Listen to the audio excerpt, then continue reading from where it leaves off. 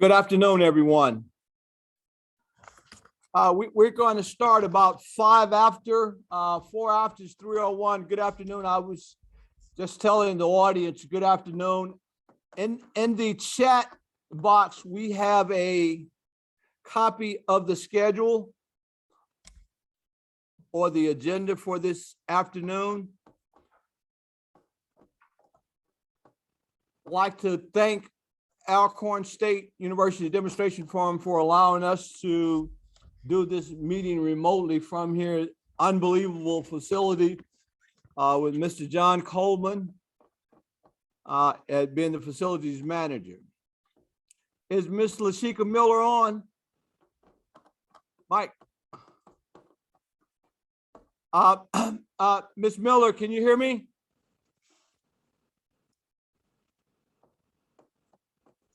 Miss Miller, can you hear me? Yeah, but I don't think she's on right now. Okay, good deal. We're here in Mound Bayou. Mr. Coleman, he stepped out for a second. John. Going to take this opportunity to introduce myself. My name is Albert Jones. I'm the farm manager with Arkansas Land and Community Development Corporation in Fargo, Arkansas, 2 miles north of Brinkley. We've been working in farm programs in Black land retention for the last 41 years. Again, as I stated, we're located in Fargo, Arkansas. There is an agenda in the chat box itself. Our boss, founder, and executive director, Dr. Calvin King, who you see on the screen, it'll be under Calvin King, will be the facilitator of the meeting itself. We will have a question and answer session at the end. As far as time requirements go, NRCS Mississippi will have 30 minutes. And all other presenters will have 15 to 17 minutes. NRCS Mississippi will have 30 minutes. All other presenters will have 15 to 17 minutes, and that equates out to right at 100 minutes. And then we want to leave some time open for questioning and answering session. We did have Mr. Coleman on there. He stepped out. He's in the facility, but when he comes back, I'll just bring him on. Okay, thank you for coming, sir. At this time, I'm going to introduce to you, he is joining us virtually. And when I say hybrid mean in person and virtual. There he is, Mr. John Coleman. I need you to come on up and just let the people, all the audience know, especially in Arkansas, where we are and what about Mound Bayou, and just give an introduction about the farm here, please. Good afternoon. My name is John Coleman. We're here. I'm the farm manager here at the Mound Bayou facility here at Alcorn State University Demonstration Farm. We have about 45 acres here on the east side of Mound Bayou. It was normally, and people will call it in this area, the co-op. We thought about this in Mound Bayou in about 1968 when the health center came about. They came down here to give people health. It needed some health facilities here in Mound Bayou. When the doctors came down, they found out that it was not only a health problem, that people needed health care, people needed to eat fresh fruits and vegetables. And this when the co-op was established out here in the east side of Mound Bayou. They was planting vegetables and produce for the local people, and they served, as they plant the vegetables, the people came out and harvest the vegetables. They came out and picked them on half. They left half of the vegetables here at the co-op, and that half was given out to the elderly and the people that could not could not come out here and pick on a half. So Alcorn State University in 1984 picked the co-op up from the North Bolivar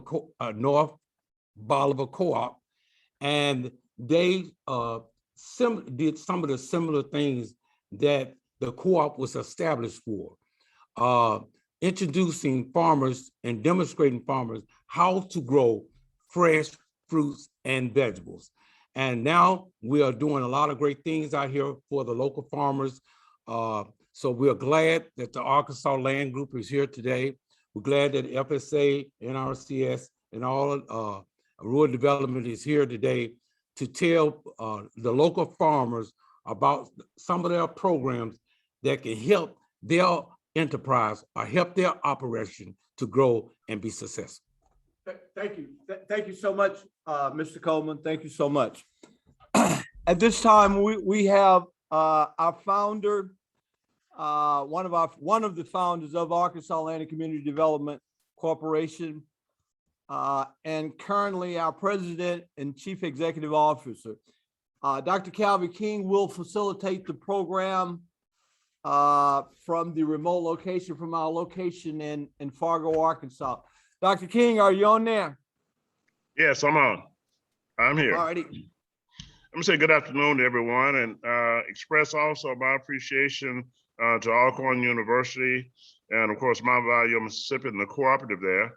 Mr. Coleman, you missed the benefit of some conversation I was having with a person who was participating in this event, but he was tremendously involved in some of the activities in Mississippi and in the Mound Bayou area, along with my brother and a gentleman named Ollie Neal, and of course you all know John Lewis and some of the others who were involved and did a lot of work during the civil rights movement.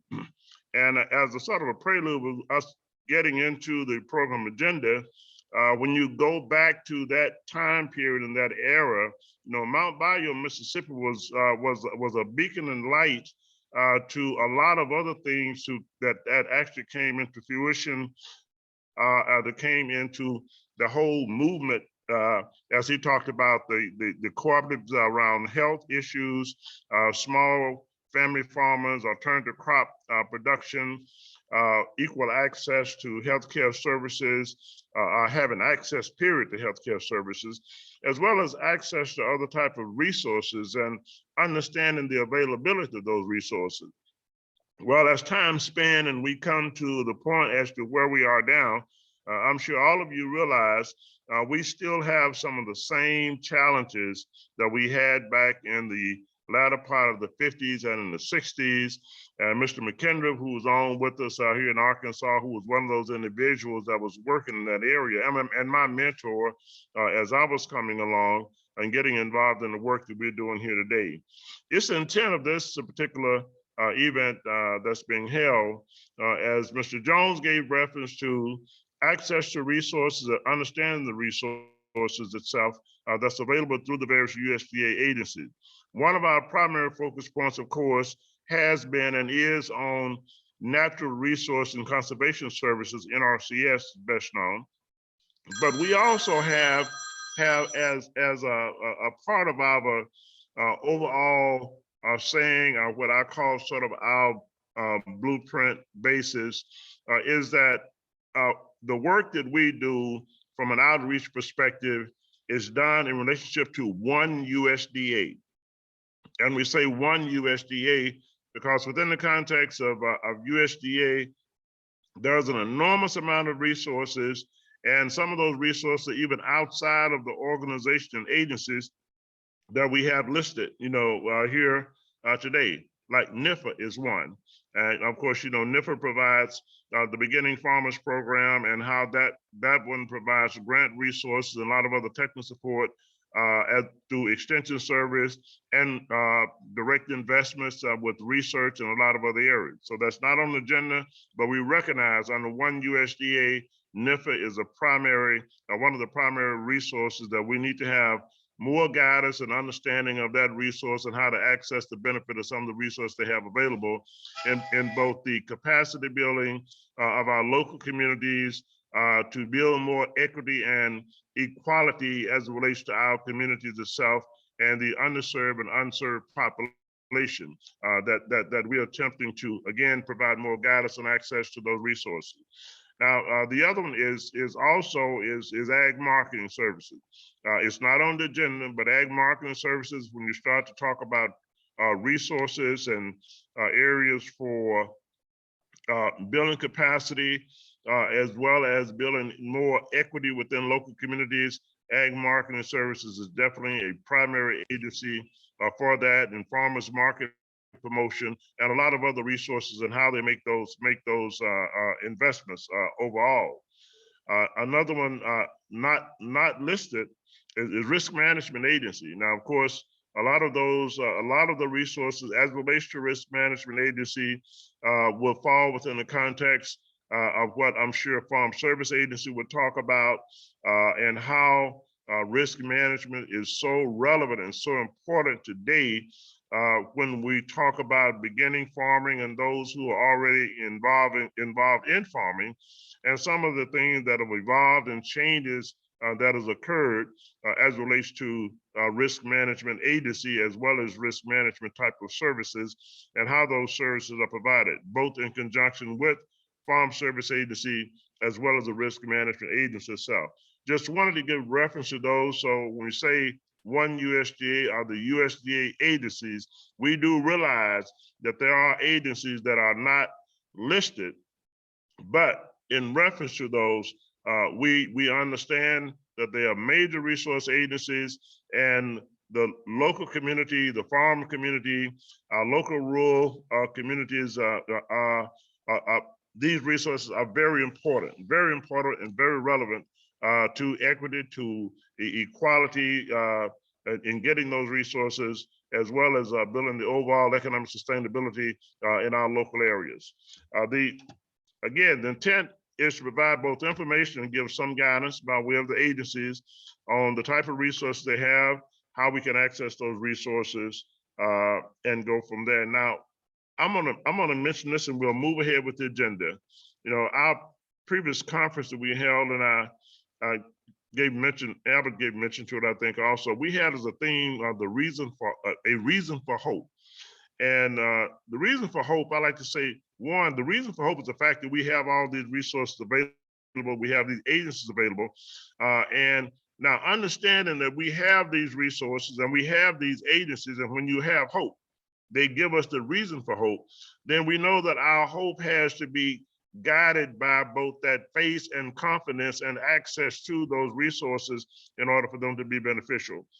So I'm going to move ahead now, thanking Mr. Colvin, the farm manager, Alcorn University, and we're going to go next to USDA, and USDA Natural Resource Conservation Services. I don't have a name on my agenda who's representing Natural Resource Conservation Services, but if you would. The individual's name is Mr. Charles Lee or Chuck. Mr. Lee. Okay, we're gonna go Natural Resource Conservation Services. I'm on see if he will introduction of himself, and again give us that guidance of what NRCS has and resources and other type of support. Mr. Lee.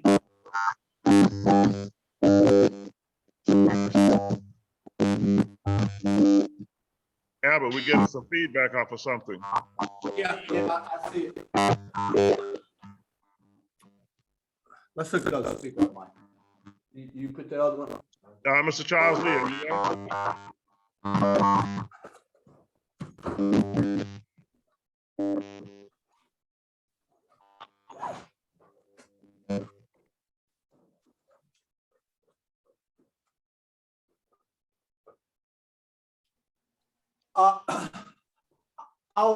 Charles, Dr. King, I'd like everybody to hold on for a second. We had some feedback problems. We just need to connect this speaker. Mr. Lee, I see where he's on there, but he hasn't clicked in. Yeah, can y'all hear me now? But Albert. He's not able. Okay. Albert. Albert, he's on. I can hear him now. Mr. Lee? Can y'all hear me now? Yes, sir. We can hear you now, Mr. Lee. Go ahead. Okay, great. Before I get started, we have online with us Mr. Taharga Hart. He's the Area 4 conservationist for NRCS here in Mississippi. And I wanted to yield to Mr. Hart to see if maybe he had a few words he wanted to share with us. Mr. Hart, are you on? Can you hear me? He may be busy. Yeah, I'm on, Chuck. How you doing? Okay, good. Thank you, sir. I was going to turn the floor over to you for a minute. All right, like Chuck say, my name is Taharga Hart. I'm currently the area conservationist here in Area 4, Greenwood area, Delta area. And I'm happy to assist you all in this outreach meeting for the Delta area. Just to kind of go over some things, I know Chuck is going to cover some of our programs with the NRCS, and I think Jason Keenan is on also, Chuck, with Okay. WRE, Wetlands program. So just kind of discuss some things with the area concerning EQIP, CSP. We do have quite a few initiatives and EQIP programs that we are offering this year. Excuse me, Mr. Hart. Excuse me, yes, Mr. Hart. Can you hear me? I hear you. Excuse me, Mr. Hart. We have an audience here. Would you turn your video on whereas we can see you? We have about Yes, 12, sir. 12 to 15 individuals here in the audience. Thank you.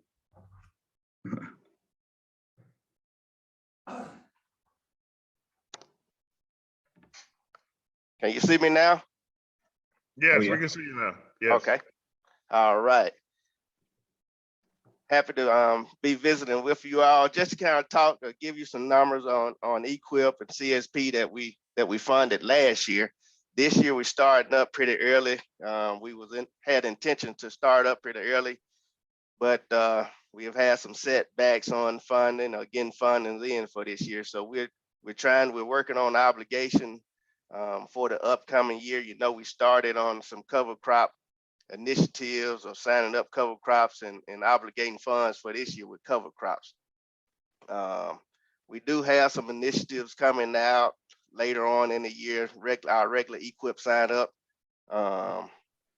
that deals with climate smart, specialty crop initiatives, soil health, small ruminant. I'm pretty sure the target group in that area, what we're talking about is probably vegetables or whatnot. So most of those EQIP initiatives address some of those concerns that y'all have, resource concerns that y'all have in the area.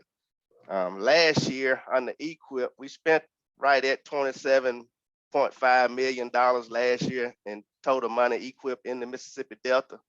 That was a little bit lower than what we're used to spending in this area. That's funding about 529 contracts. And that's total with row crop farming, and also, you know, HU are historically underserved, just like high tunnels, vegetables and whatnot. That's just a total amount of money that we spent on the EQIP.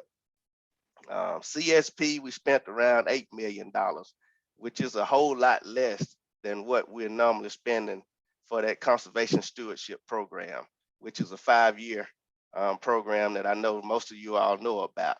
A lot of people, we've had a lot of concerns about we're not spending the money that we've had previously back in 2018-19. We're just not getting the amount of money that we were used to receiving. At that time, I think we spent right at 60 million in CSP, and we're down to 8 million, which is a big cut for us. Hopefully the next couple of years, next year or this year, we will get back into receiving amount of funds that we need to address that CSP obligation rate that we're used to. Some new programs that we do have that I think you all could be looking into is EQIP CIC is what we call it for 2022.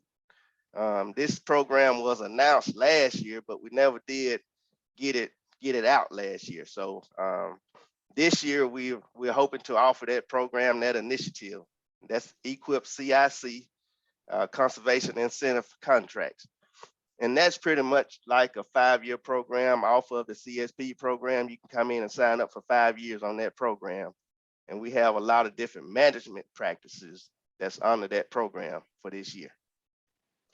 I think last year they was gonna add some enhancements just like from CSP under that program, but they took the enhancements out and pretty much gonna allow us to do just management practices on equip with some practices, with some equip practices that's there. I think you have like prescribed grazing along with some fencing and soil help, cover crops and things like that that you can apply for on your cropland. And that goes with pasture land and also forest land. Chuck, that's pretty much it. I don't want to take time. I don't want to steal your thunder, but I can come back in after you speak and go from there. I think Chuck is going to kind of target our new program that we're offering this year under urban conservation. Chuck, you can kind of take the lead on that, and I can kind of wrap up after you present. Okay. Before I jump into that, I was gonna ask Jason if he would like to say a few words about WRE, since it's a big program in that area. Jason, if you would like, I would turn it over to you for a minute. If you'd like to say a few words, sir. Sure thing. Good morning or good afternoon. Had not intended to speak. I was actually joining as a participant, but yes, my name is Jason Keenan. I manage the easement programs in the state of Mississippi, and it's a highly desirable program, significantly underused in my opinion. And but we run about $10 to $20 million a year in conservation easements across the state here in Mississippi. Wetland easements being the biggest one, which is also across Louisiana and Arkansas through the Mississippi alluvial valley, following the Mississippi River.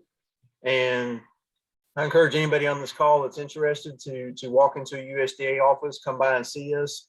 It's a completely different program with conservation easements because it is something that's filed on the title, it's filed on the deed, but can have the most permanent lasting conservation effects on your farm and does work to do a lot of habitat restoration as well as some estate planning when it comes to being able to keep farms within the family. You retain ownership of the property and get paid for it, but return a lot of the wetland habitat back to its original form long before production agriculture came along. If I can be of any help or any assistance, please let me know. And Mr. Lee, I will pass it back to you, sir. Okay, thank you. Thank you, guys. That'll actually make my job a little easier. I won't have quite as much to cover. So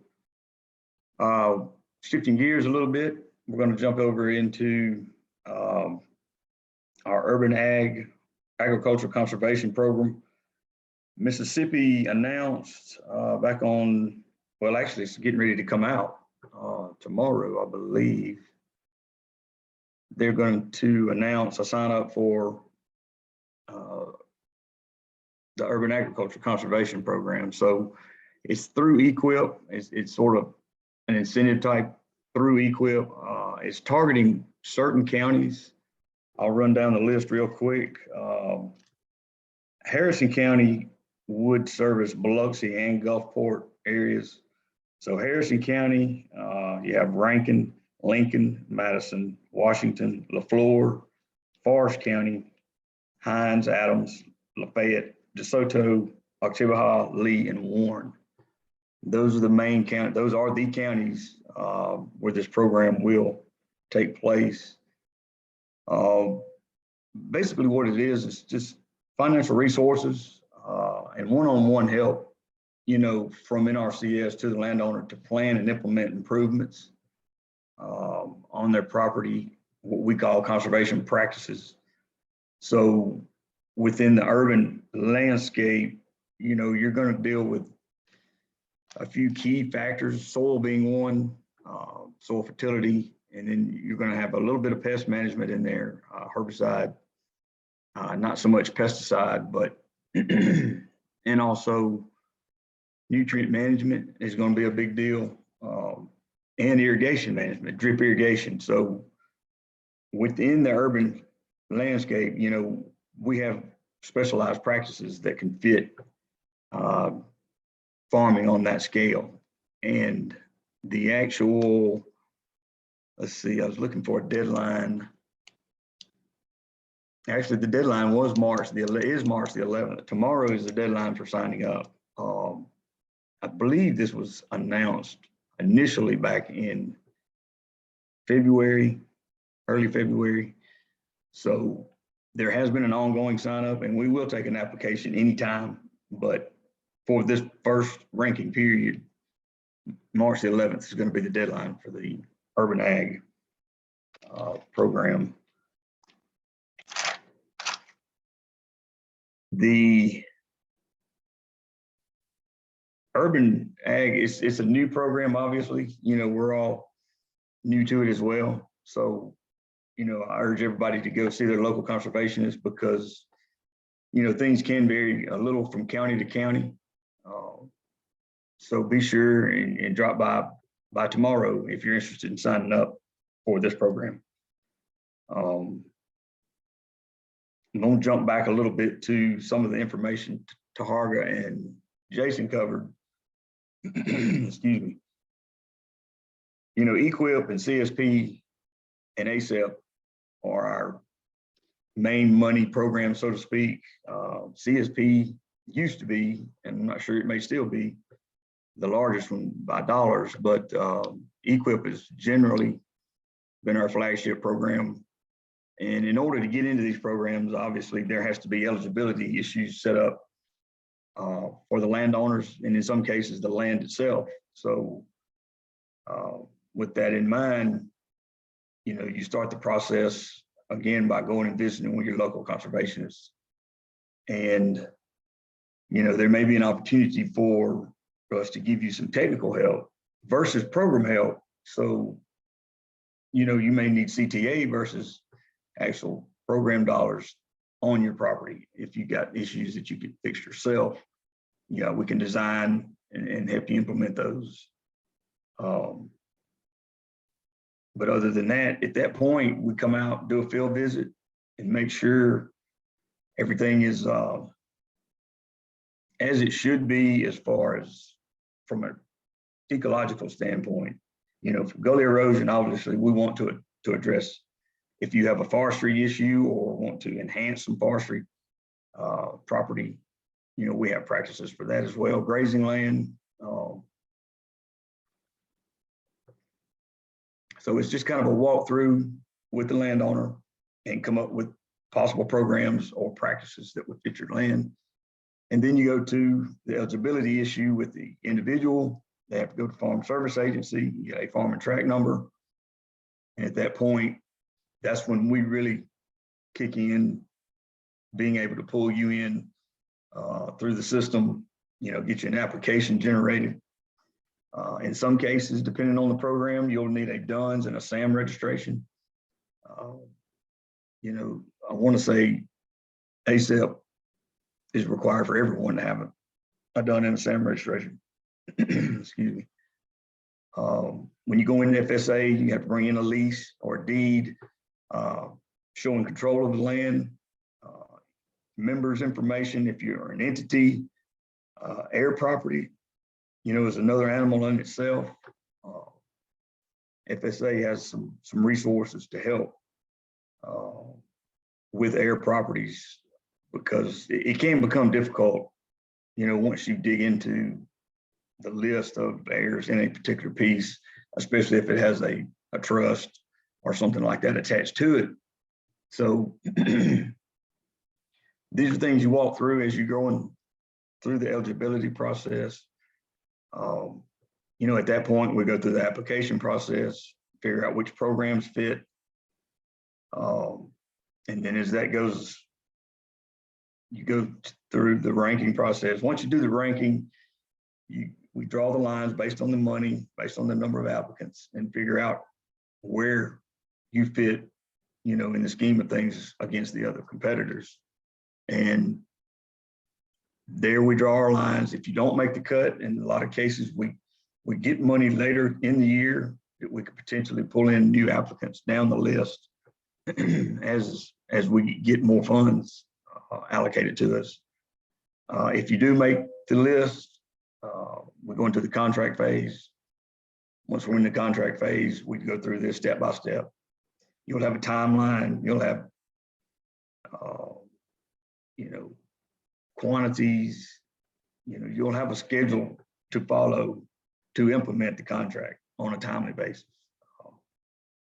So, and all of this is really based on one thing, and that's going by and visiting your local conservationists, build a relationship with them. There's no wrong question to ask. I mean, if you don't know, you just don't know. So you need to ask any question that comes to mind.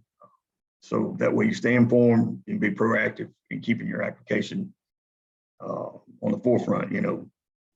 You may see something that you can add that may help your score, or you may see something you don't necessarily need, blah, blah, blah. So just be sure and ask those questions, build that relationship with your conservationists. So with the help of FSA and NRCS, we implement the EQIP program. CSP is a little different. It's a tier building program where you enhance the conservation you already have going on your property. And it's an incentive payment based on which enhancements or bundle of enhancements you choose. And it took off. It was like a rocket ship to the front as far as dollars and acres there for years. And Taharga mentioned that we've gotten a big cut lately from headquarters, but that's just the way it is. It comes and goes. It'll get better, but for now, we're down on the dollars. So, but CSP is very beneficial. I mean, it's very popular with row crop farmers. Obviously, there's other resource concerns, forestry. So there's a limit of income that goes along with that. There's payment limitations that go along with this. So, entities, partnerships, and things of that nature, have a set type of payment that they can get through CSP. So that's something that you can work with and find out about with FSA as you're going through the process. Y'all have to forgive me. I've been going through a bug lately. I'm about to lose my voice.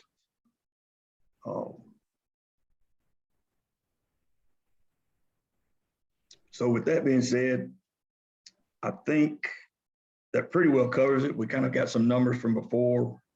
We talked a little bit about EQIP, ASEP, and CSP, which are our main programs.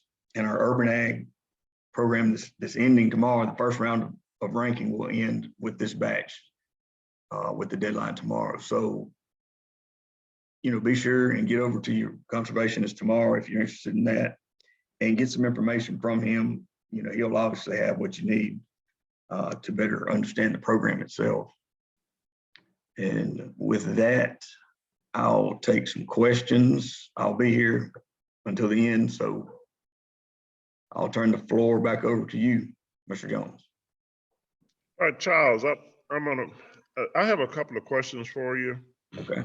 In regards to one, I want to make sure that our audience know that when it's given reference to CSP, it's Conservation Stewardship Program, Stewardship Program itself, and then a Environmental Incentive, Quantity Incentive Program, EQIP.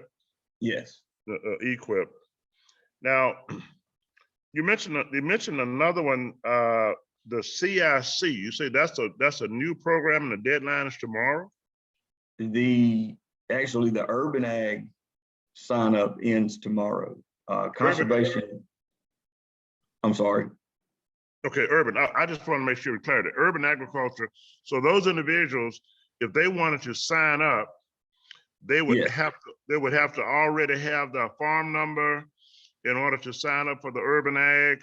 Can they just sign up and move forward, knowing that there's a checklist of things that they have to do in order to access USDA programs, such as farm number? In order to get EQIP, you have to have the farm number if you want to get the EQIP contract on that urban farm. Yes, Target, you can jump in on this if you'd like, but I would, you know, if you get your name on the application, you know, stop in with FSA, get that process started. We will allow a certain amount of time for that process to finish, you know, and consider it as part of the ranking if the application is done by tomorrow. So That's correct. That's either- correct, Chuck. Yeah. We're gonna, make sure you get your application in by deadline tomorrow. We will work with you on the eligibility process. Just know that when they come in, they would need to go right on and try to resolve those eligibility issues, the AGI, adjusted growth income, which they have to submit with FSA. Right. And some other information that we would need, vendor information and all of that. Make sure they take care of that. If they've been in the system, it doesn't take long to get that eligibility information straight. But if they are just first time coming in, getting a farm number, they would need to bring in a deed to get a track number, a farming track number. So they would need to work on that as soon as they can. With the Urban Conservationist Initiative program, we may have some groups coming in that's doing some backyard farming, you know, doing some have gardens in their backyard, or never have ever dealt with NRCS or FSA. They could come in. Make sure when you come in under this urban soil conservationist, it's going to be a lot of questions. We have farmers that's coming in that, you know, that's pretty much not gardening at all. They coming in and want to start gardening. I want to put this out there that we're not trying to steer them away from the program, but you really have to be doing gardening or farming. When I say farming, have a garden or some type of pots or plants, garden plants in their yard. We just can't start you out just fresh out gardening. You would need to be showing something that you're gardening in your backyard to participate in the program. Okay, so Mr. Hart, that's one of the requirements. I want to make sure that I'm clear on this. So if you are a beginning urban farmer, then you must have some experience that's relative to horticultural type of crop production practices that you've done that either with a flower bed or something. Right. That you understand. My other question that I would have, and for the audience purposes, on the urban farm, I know I've heard different definitions of what you call urban farm. We call them urban micro farm. The sign up for eligibility under the eligibility side, is that limited to meaning that they have to be within a city limit population, or can they be just out in the country area and have 1 acre or 2 acres? No, they can be out in the country area. Okay. We still working on some guidance coming down from the national office on the urban, just like you say. We still receiving guidance on that. So like Chuck said, we're offering that program in LaFleur County. I'm just mentioning the Delta areas now. Vicksburg, Washington County, and LaFleur County here. Actually, I don't know if we just staying inside the city limits or reaching outside. It just, I guess, depending on the funding and the ranking.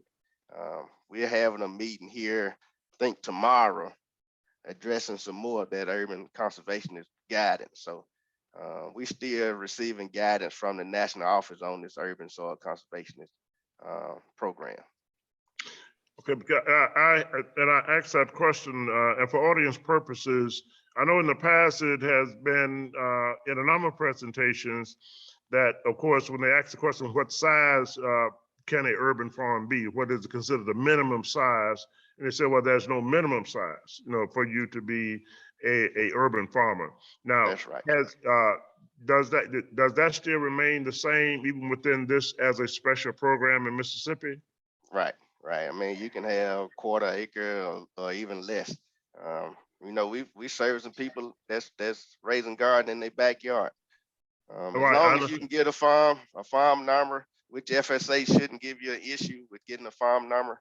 As long as you're showing that you're actually raising a garden in your backyard, you got some plants planted, you shouldn't have a problem getting a farm and tract number. Yeah, we actually put some high tunnels in the backyards of several people in Jackson, Mississippi, a few years back. There was an initiative, addressing the food desert situation. And we announced a little outreach meeting or two and then had some funding. And I think we got 17 of them approved. And I want to say 13 of them were installed in the city limits of Jackson, in people's backyards, literally a farm and tract number on a backyard. So you may not be able to, get the maximum footage or square footage of that high tunnel, but we'll install in those. Yeah. Well, High tunnels I'm sorry, go ahead. I have another question for both of you, both Lee as well as Mr. Hart. Now, I know Lee talked more about the program side of it as well, particularly as it relates to conservation stewardship practices. And then, of course, EQIP, and those being two separate programs. So one could have an EQIP contract and then sign up for CSP. Of course, Correct. EQIP is not limited to urban farms.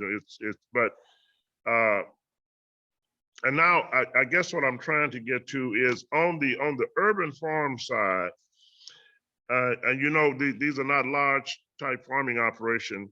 Can they benefit from the CSP program? Those who may have an acre, acre and a half, or 2 acres, how do they get the maximum benefits out of the conservation stewardship program? I mean, Well, it does not fit within the context of traditional farming when you start to talk about CSP. Well, we're receiving guidance now for CSP on a small scale. So it hadn't come out yet. We hadn't received the guidance for CSP for like urban conservation yet, but it's coming. Okay. It's going to be on a smaller scale, just like the urban conservation program. It's on a smaller scale. It's on the EQIP, but it's on a smaller scale. We usually do things by a per acre base. Under urban, it's going to be like on a square feet base, or it's going to be kind of a smaller size or smaller target area that it's reduced down from an acre to square footage or something like that, depending on the practice. Okay, I want to go over now to, I think it was Jason that talked about the conservation easement program.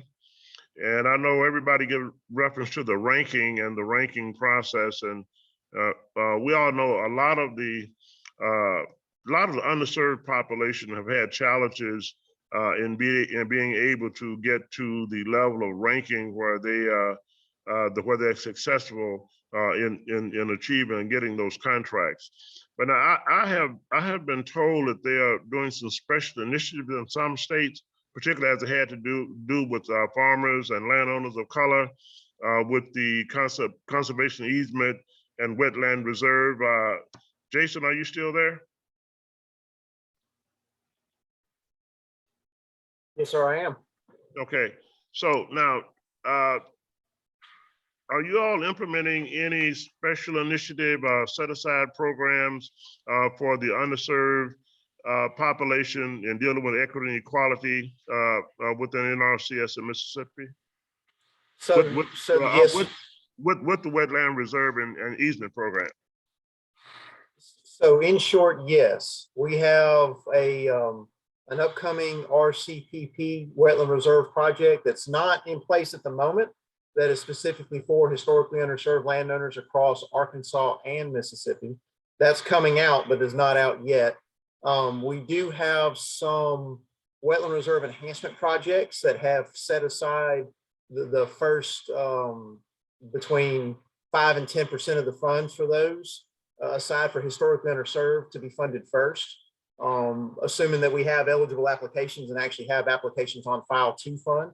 And then statewide, we try to fund at least about 5% to historically underserved, assuming that we have eligible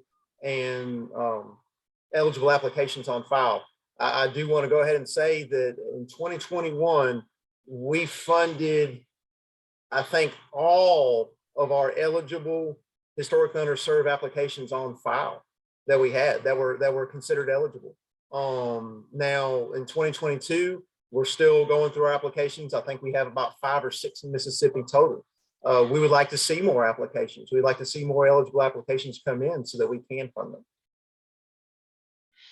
Listen, this is Albert here. For the audience, I don't believe we have about 10 to 15 individuals here who are landowners. Would you just let them know what an easement program is and what it does and how they can benefit? Absolutely. So I apologize for that. Had not intended to talk, otherwise I would have had a better presentation with some examples. A conservation easement program is one where we actually, either the US government or an eligible entity, depending on what program we're using, is going to purchase some land rights, surface rights, from the landowners.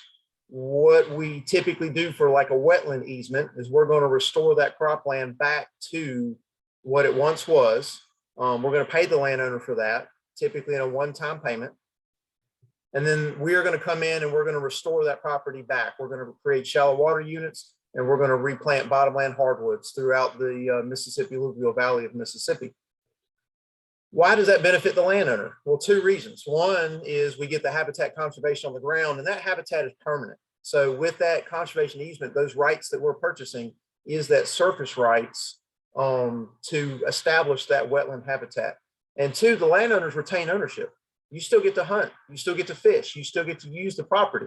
Yes, we are purchasing some restrictions, but you're getting financially compensated for it. So landowners can retain ownership of the property without having to sell it. You know, in times of shortcomings with funds, poor crop years, unsuccessful farming due to flooding, there's opportunities there where the landowner could get compensated and still retain ownership of the property and not have to sell it. And hopefully I answered your question. That's just a quick summary. There's a couple other easement programs that are available in some small facets, such as a floodplain easement.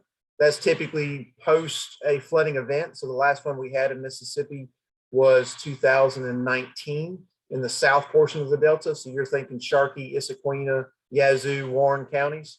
In other parts of the state, if you happen to be outside of the Mississippi alluvial floodplain, we do have some healthy forest reserve program easements right now in Mississippi that's just around the Hattiesburg area. And that is for conservation of threatened and endangered species, but that's for upland forest habitat. And then finally, a quick summary is an ag lands easement. An ag lands easement is typically for a working farm, but the exception or the difference to that is the landowner is not the applicant to NRCS. The landowner works with a land trust to purchase the easement. The land trust is the applicant to NRCS.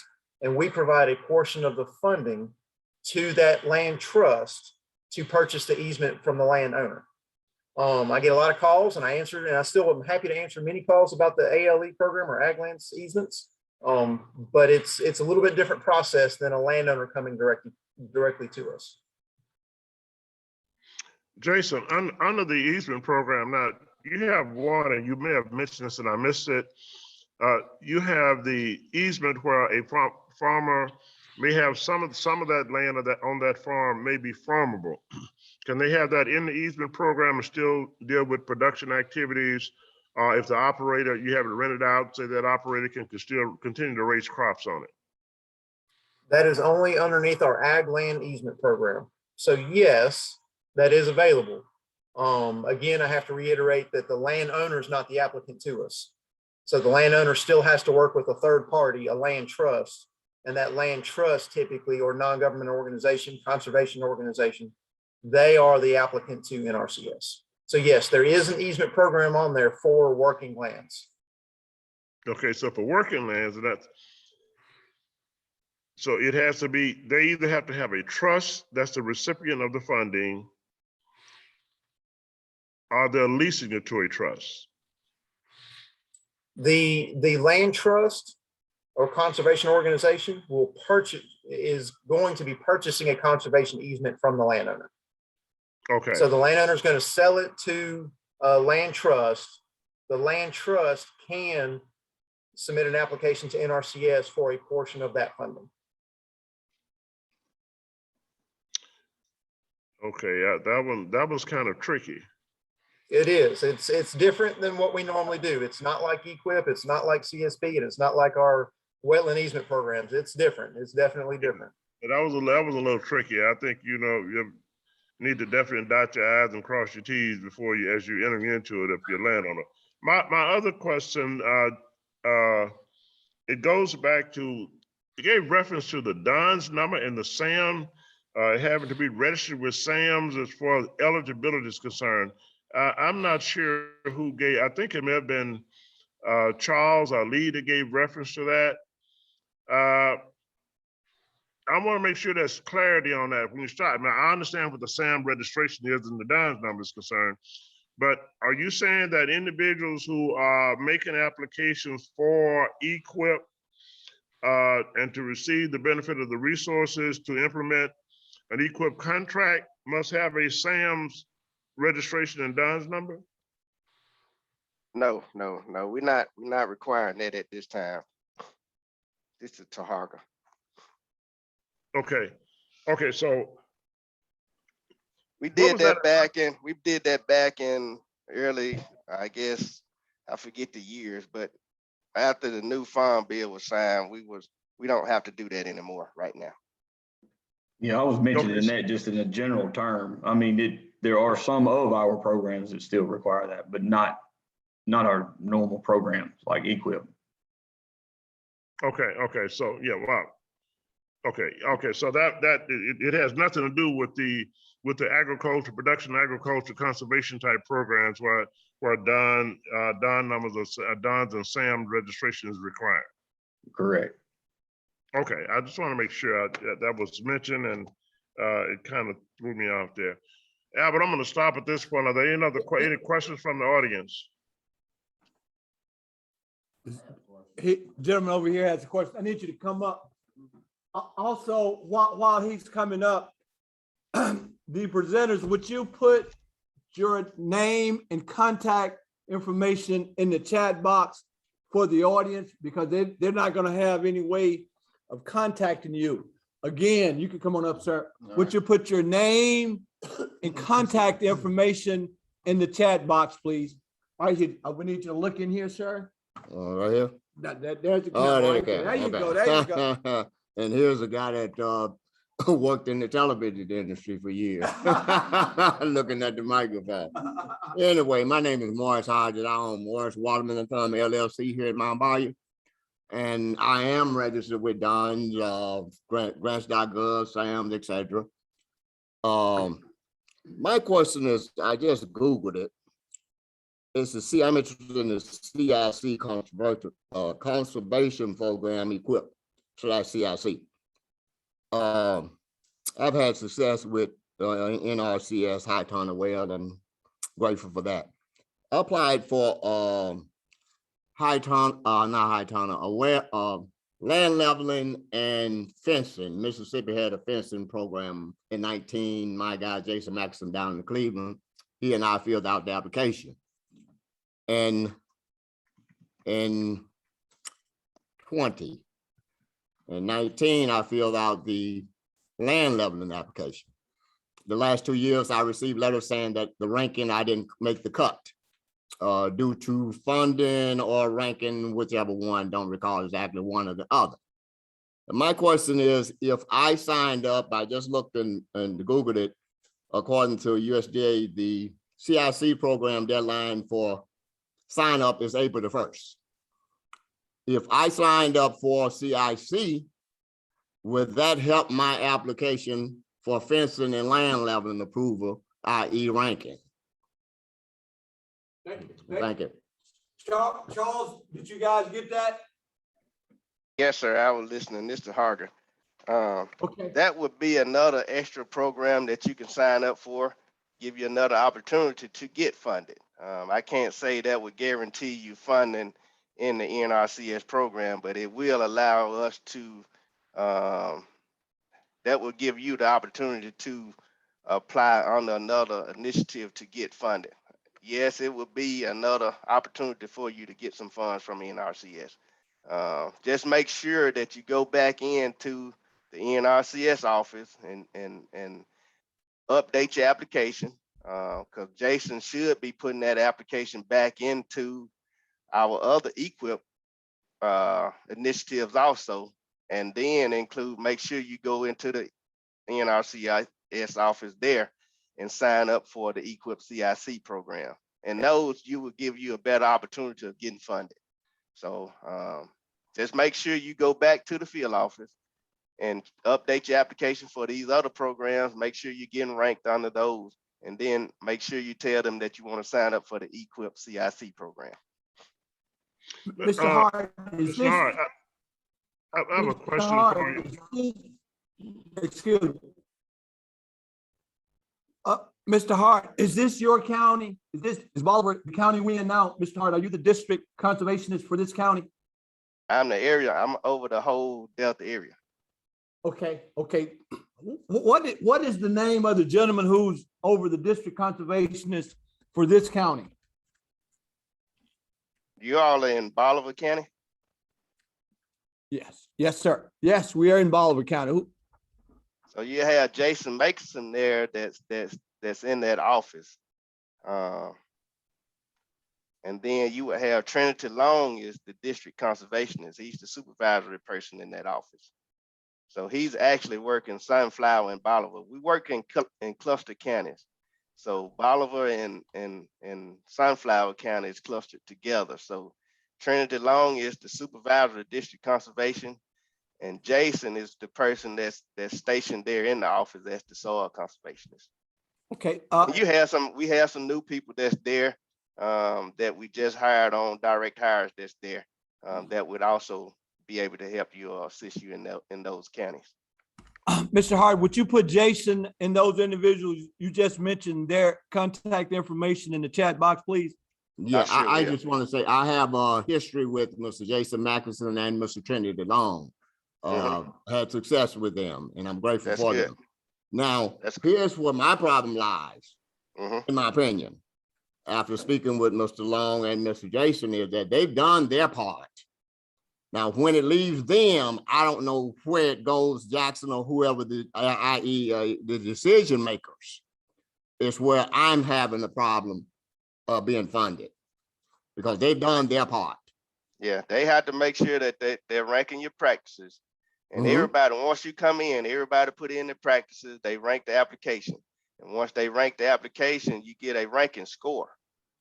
And once you get that ranking score, ranking the application? Trinity and Jason is ranking the application. Who's ranking the application? Trinity and Okay, Jason. so, and then it comes to Jackson? Yes, the list goes to Jackson, and then they'll fund from the top score down to the bottom until they run out of money. Okay, now that ranking process is not clear to me or transparent. Well, I don't know how they rank, because it just, in conclusion, this is my brain. If you're in the NFL, the worst team gets to pick the first player out of college football. That's how they rank. Now, if my farmland is like a roller coaster, and a farm gets approved ranked higher than mine that is not a roller coaster but got little humps here or there, then I'm not getting the first pick by being the worst. Let me explain that to you. All right, when we come out, make sure when you sign up, the soil con, district conservation technician, or whoever's supposed to come out and visit with you on your property. We address, when I say ranking, we addressing the resource concerns that's on your property.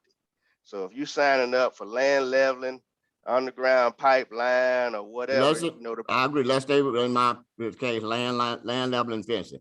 I had issues with wild animals eating my product a couple of years ago. And I can only work out of 12 acres. I can only work maybe 8, I'll say 7, because I got to cross a ditch to get to it. It's eroded.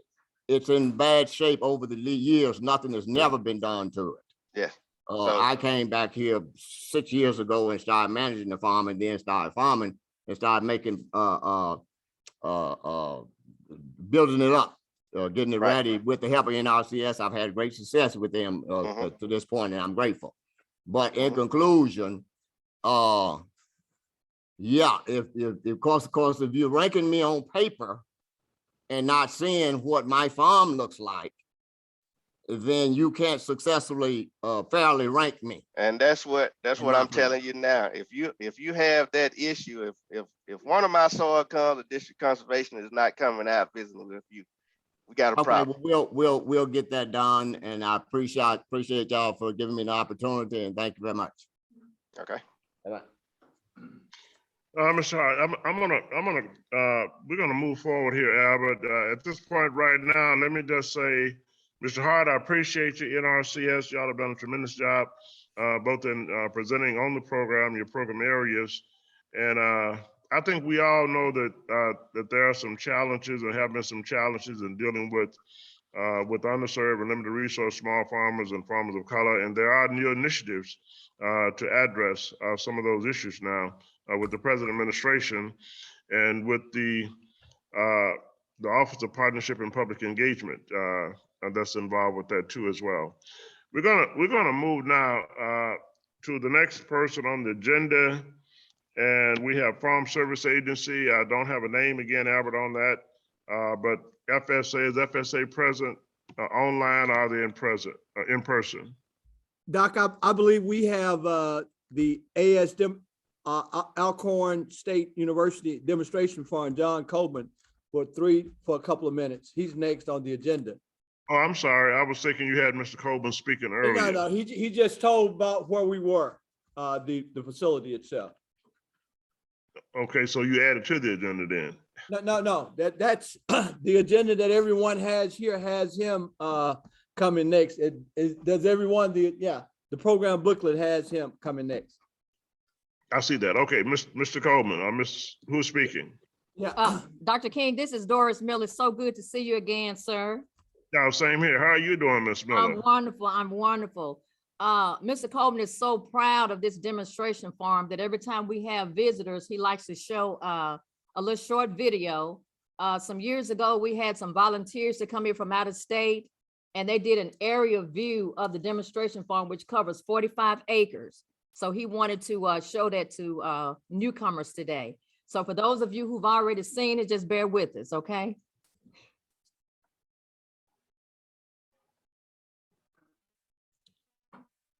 Okay, it's a. Hello. It's always a great day at the Alcorn State University Extension Research and Demonstration Farm Technology Transfer Center. The center was established during the spring of 1995 with 45 acres of land leased from the North Bolivar County Development Corporation. The center is proud to be the first off-site agriculture center in the Alcorn State University Extension program. Special emphasis has been placed on this area for purple moral peas, sweet potato production and marketing, with participation of scientists from Alcorn State University, Mississippi State University, USDA's Agricultural Research Station located at Stoneville, Mississippi, along with local farmers. The center's purpose is to educate farmers on sustainable horticultural crops while emphasizing soil and crop management, cultural operations and efficiency of fertilizer use, farm management, pest control management, value-added processing, post-harvest handling, marketing strategies combined with an array of other services. The planned program goals will be achieved through research and demonstration efforts, spring and fall field days, train the trainer educational programs for farmers, workshops, seminars, and mini conferences for farmers, as well as one-on-one technical assistance.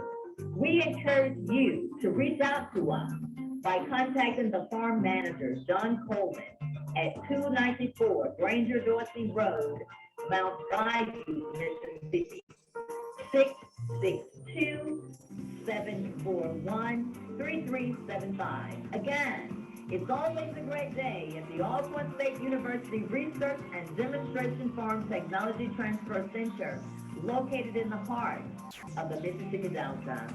Thank you for listening. We hope you enjoyed our video. Have a great day. And Dr. King and all of the participants here today, this video was actually done during the spring when we really didn't have much in the field. So in a few months, it'll look a lot different from what it is on this video. And Mr. Coleman always liked for me to show, play that because it says, reach out to our farm manager, John Coleman. And again, and it gives the number. But Dr. King, I know you all that are virtual, you all can't participate in this, but for the ones that are visiting with us today, you would get another bottle of water if you tell me what voice was that on the video. Everybody gets another bottle of water. Thank you so much. Look, we really appreciate that, and we appreciate the partnership with Alcorn University and the work that you all do in that local area.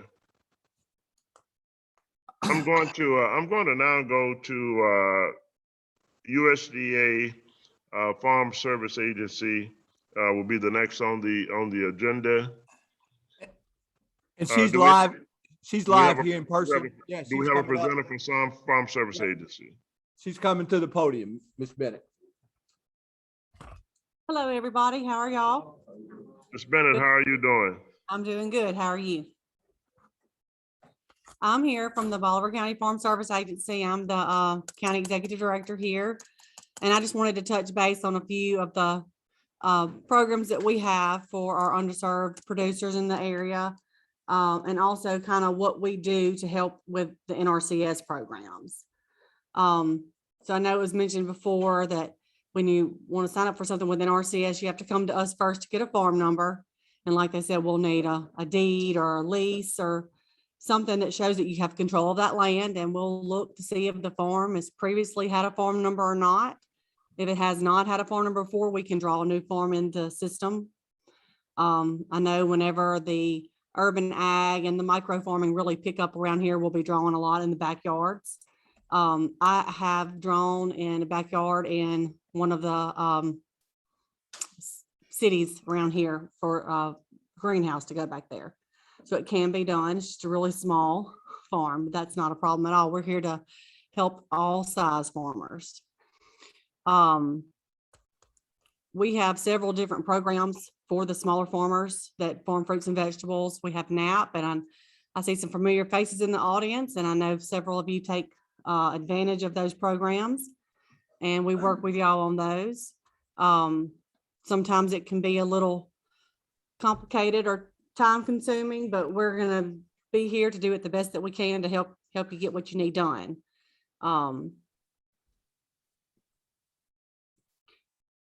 With the urban farming, like was previously mentioned, that also it's still kind of coming down the ladder. It's really new to our area. We don't really know a whole lot about it or what FSA's role is going to be in that other than eligibility for that. We will assist with eligibility, and our small farmers, our urban farmers, our micro farmers, whatever you want to call them, they are going to be eligible to participate in all programs that FSA offers. If it's something out there that you're interested in, you can reach the office and we'll be glad to help you on that.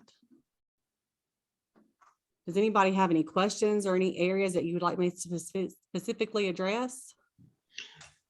Well, this is Calvin King. I would like to mention a couple of things, questions regarding. One is the microloan program. Of course, that particular program is for access to finance is concerned for operating those micro or urban farms. Once they have their farm number, then they can apply to get operating financing and capital financing for that farming operation, be it an acre, half acre, 3 acres or whichever, right? I don't know a lot about the loan side because we don't do loans in our county. Our area office that does loans is LaFleur County. So anybody that's interested in the micro loans would have to contact the LaFleur County office to do that. But I did bring some fact sheets to pass out for information on who to contact for that. Okay, I'm going to give just a quick summary in reference to that, but I have a question first. On on the NAP program, risk management, crop insurance, the buy-up. Now, they came out with an announcement now that the horticultural crop producers or vegetable crop producers can now apply for crop coverage and do buy-up, giving them a higher level of coverage, mitigating, managing their whole risk better. Does FSA work directly back with that, with the private sector insurance companies? Is it strictly by way of referral that you go to those insurance companies that do the NAP buy-up? We do the NAP buy-up in our office. You do it in your office? Yes, that's a Farm Service Agency program that we do. Okay, so you do not have to go to a private sector company to get the buy-up. You can get it directly from FSA. Not for NAP, no, sir. You come right to our office for NAP. Great, that helps me a lot. Let me just talk about the micro loan program, Farm Service Agency. They do have the micro loan program, and those who are both online and those in the audience. That loan program goes up to $50,000 is the maximum amount of the loan for a direct operating loan.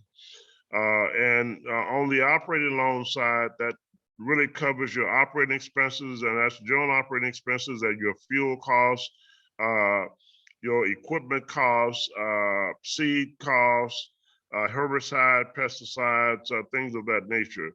But it fits within the context of the micro urban farm and the size of those operations and what's involved. But it's the general operating expenses, just as it would be with any large scale row crop production. I know Alcorn University worked with individuals in developing those farm business plans. We do the same thing. We do some of it electronically as well.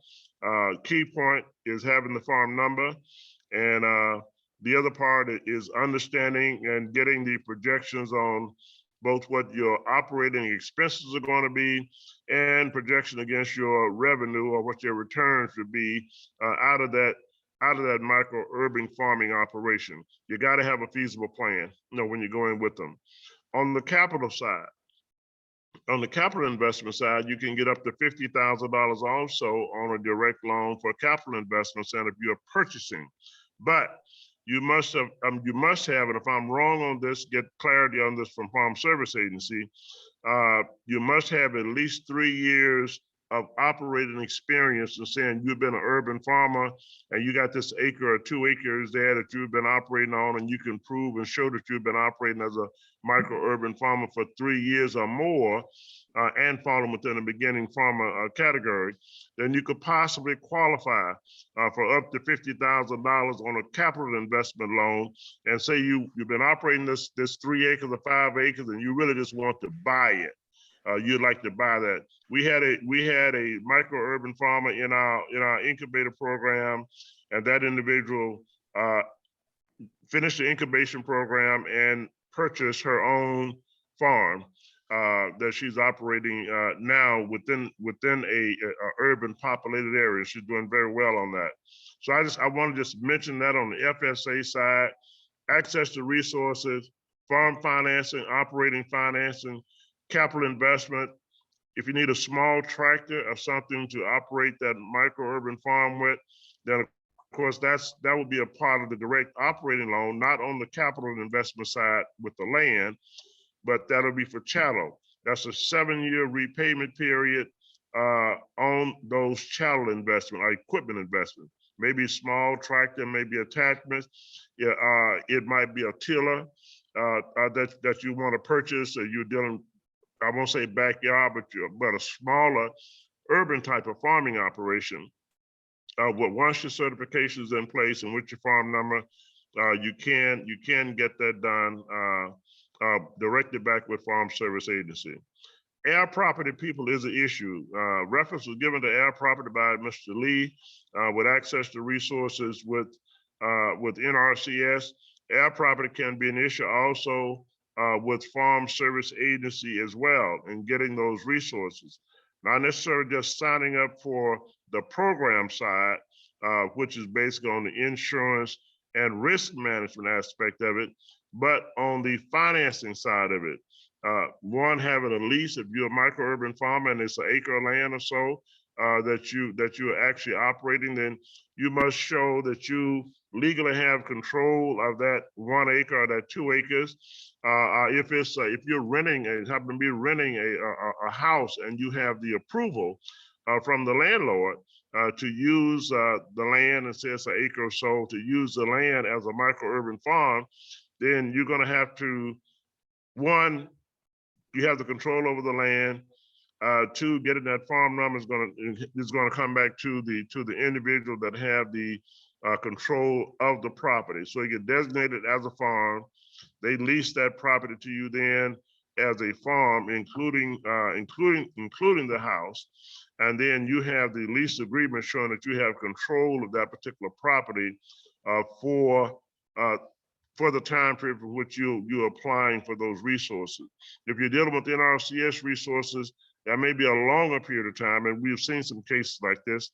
3 acres of land, they're renting the house, they've been living there and they want to farm the 3 acres, been farming the 3 acres, then you would have to have an extended lease for more than just a year-to-year lease, but some extended period of time to show that you will have control of that property where you can meet the compliance period, both on the program side with Natural Resource Conservation Services, the contract period of time, if it's on the EQIP or others.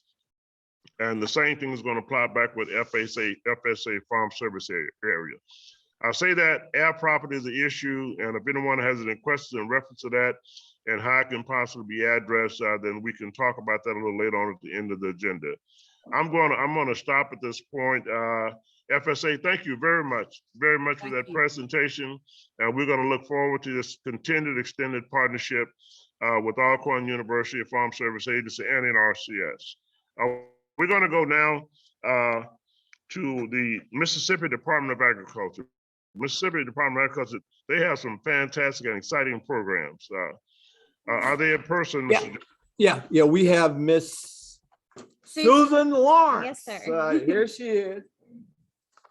Good afternoon, everyone. Thank you for this opportunity to be here on behalf of the Mississippi Department of Agriculture and Commerce. I'm going to talk a little bit about some of our funding opportunities and then also several of our marketing opportunities that may be a benefit to you and your farm. The first thing I want to mention is the Specialty Crop Block Grant Program. That application period is out right now. The deadline for that is March 31st. Unfortunately, this program is not designed to go directly to individual farms and farming operations to help you start a specialty crop farm or expand upon an existing specialty crop operation.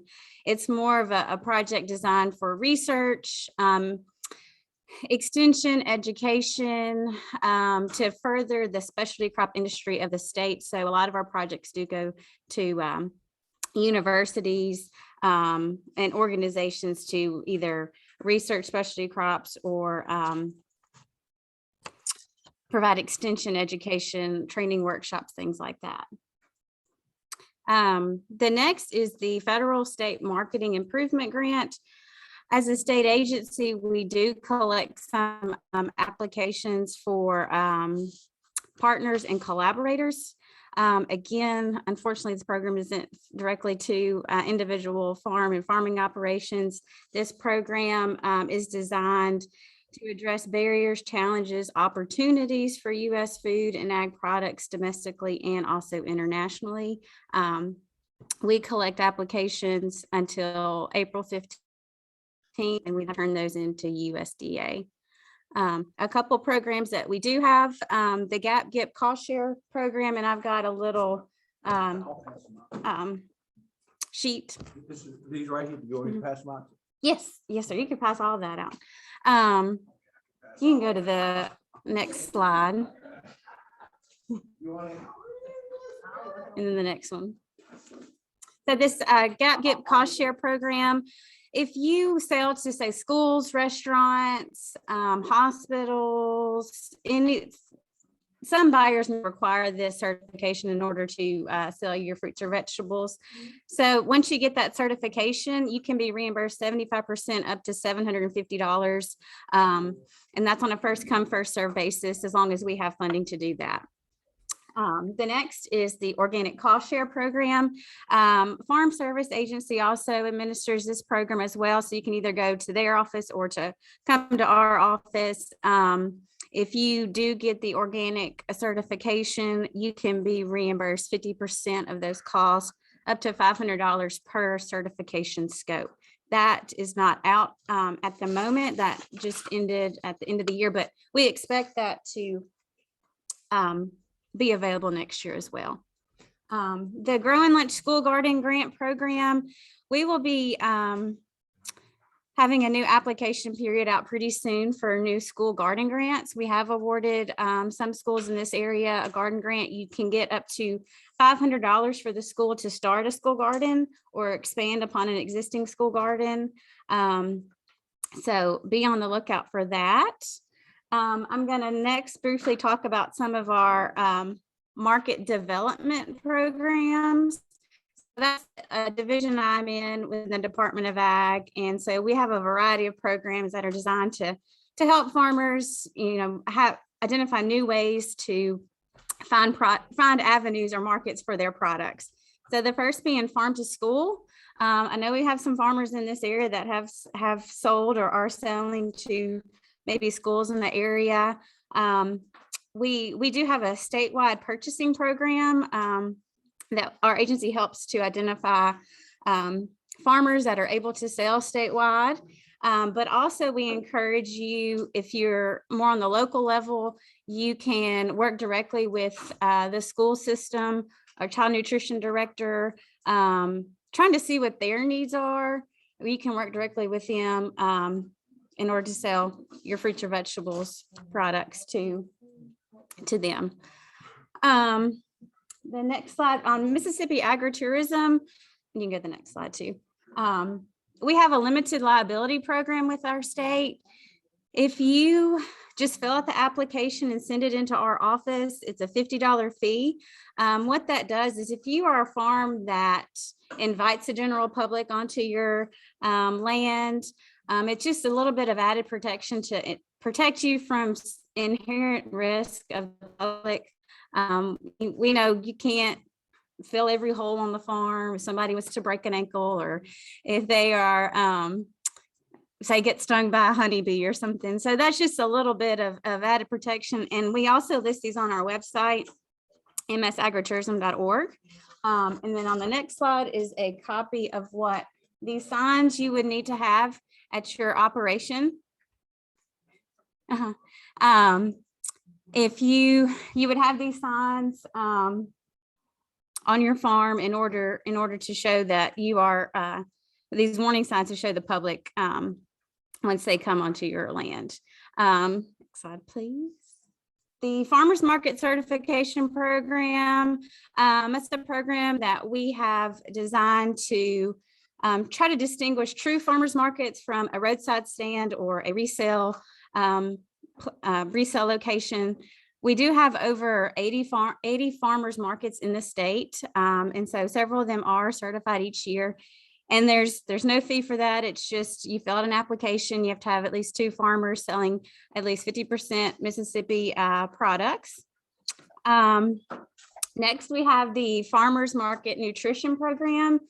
That is a federally funded program where farmers markets and farmers can participate to receive vouchers from eligible vendors can receive these vouchers through the WIC Farmers Market Nutrition Program, and then also the Senior Farmers Market Nutrition Program. So if you are interested in that, Pervy Green is the one who manages that program.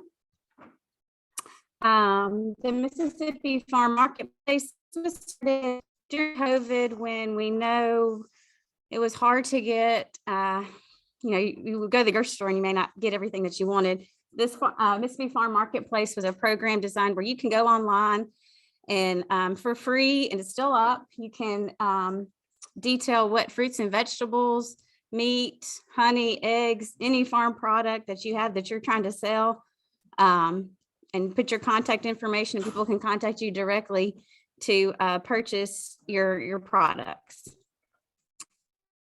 Genuine Mississippi, that is our newest program. I say new, it started in 2018, but it's one of our largest initiatives to really promote all products grown, raised, crafted, and made in the state.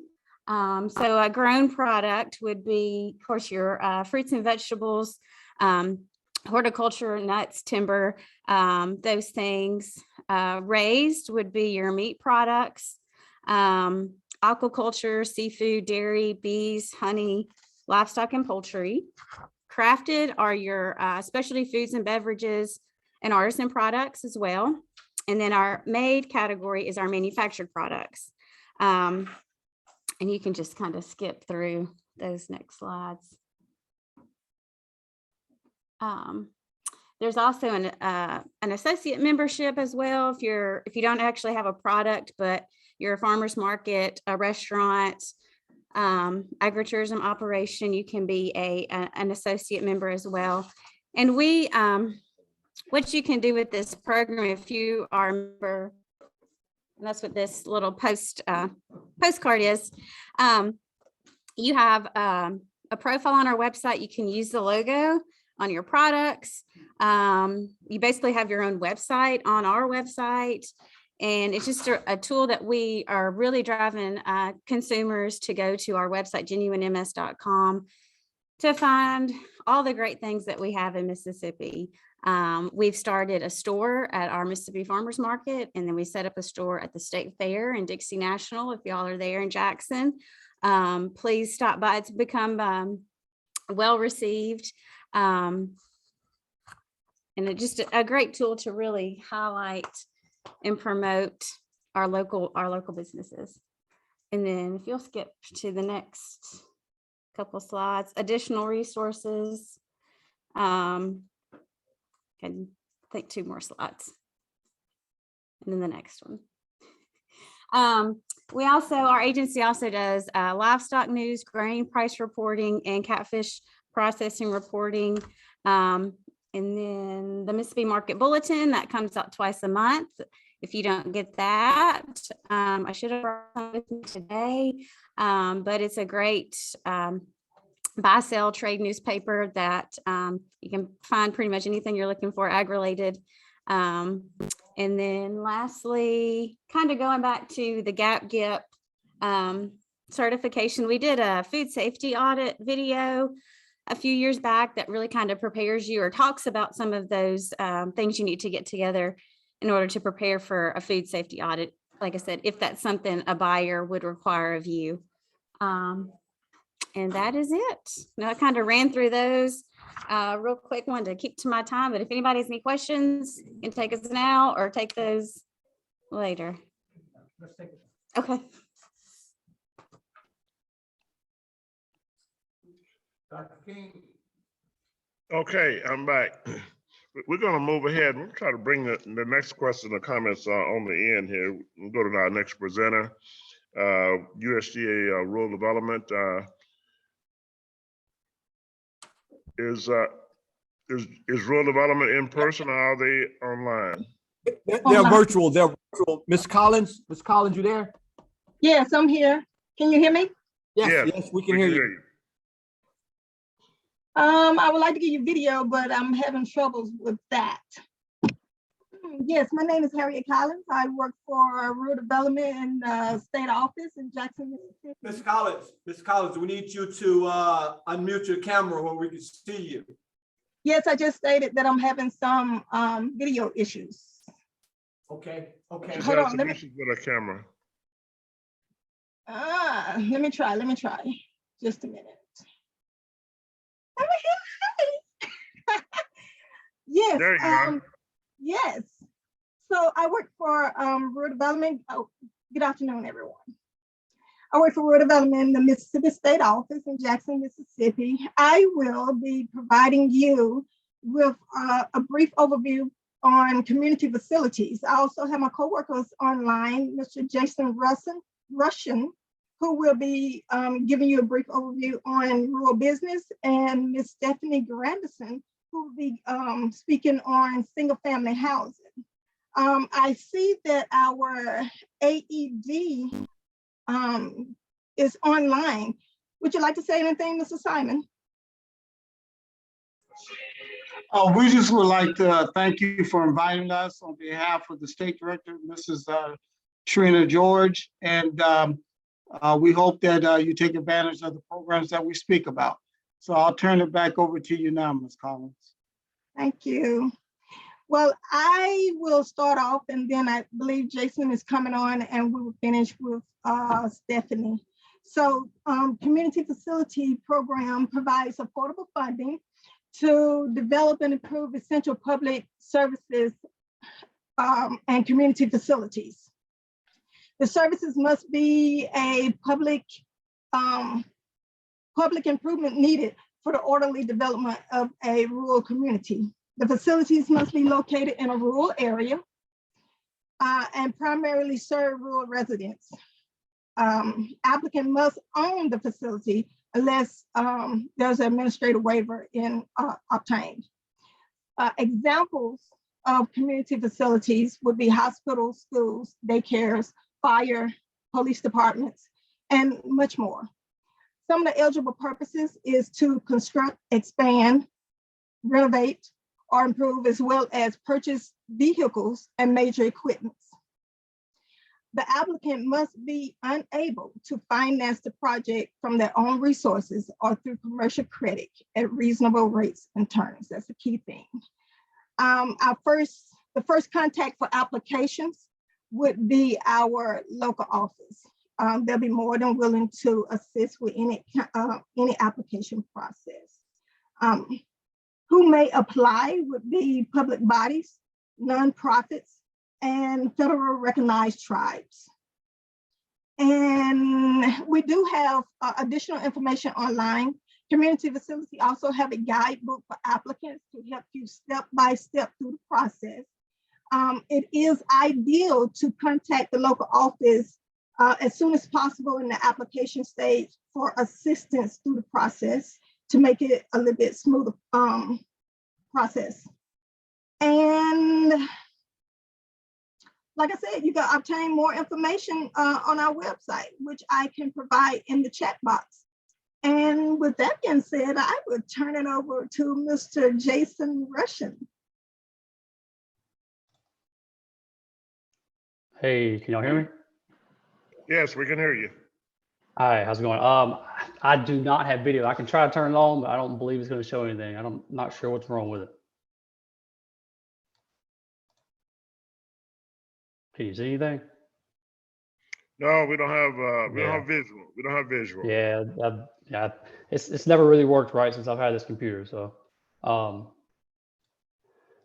my name is Jason Rushing. I work in the Jackson State Office. I'm in the Rural Business Cooperative Service Program, the RBCS program, and I'll just give you a brief overview about what we have. We have over 17 different programs that help individuals. They help businesses, cooperatives, farmers and ranchers, public bodies, nonprofits, in rural communities by basically providing them with capital, or like working capital, equipment. If they need a place to, if they want to purchase a building for their their business, or provide job training. Basically anything that we can do in rural communities to help start up a business or expand an existing business. Like I said, we have 17 different programs, so each program is going to have its own unique set of eligible purposes for the use of funds. For instance, we have the B&I program, which is our business and industry loan program, which is one of our most common programs. To give you a little example of some eligible loan funds for that would be business conversion, business expansion, like repair, modernization, developments. So if you want to build a building from the ground up, purchase and development land for buildings, for our associated infrastructure for commercial and industrial properties. Or if they already have the building and they just need machinery, equipment, or supplies, or even inventory, the B&I loan can be used for those. Also, if they already have all that kind of stuff, they just need to kind of refinance some debts. That's just to help with their cash flow, improve their cash flow, to help create jobs and so on and so forth. So yeah, I mean, that's another eligible use of loan funds for the BNI. Just a few of our other busy programs in rural businesses, the REAP, which is a Rural Energy for America program. We have the Rural Business Development Grant. And there's a couple of new ones that I believe just got added within the past year or so, which is the RISE, the Rural Innovation for Stronger Economy. You got the Meat and Poultry Processing Expansion Program, and then the Food Supply Chain Guarantee Loan Program. Like I said, those are all fairly new. But in some of these, and within some of these 17 programs, some of them are accepting applications year round. Some accept applications like quarterly, different times of the year. So, and these are all published in the Federal Register. So, like for instance, the BNI program, they accept applications year round. The Rural Business Development Grant Program, they do it once a year.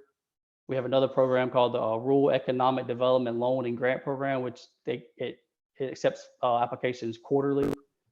So there's within the 17 programs, there's something going on all throughout the year that hopefully can help somebody.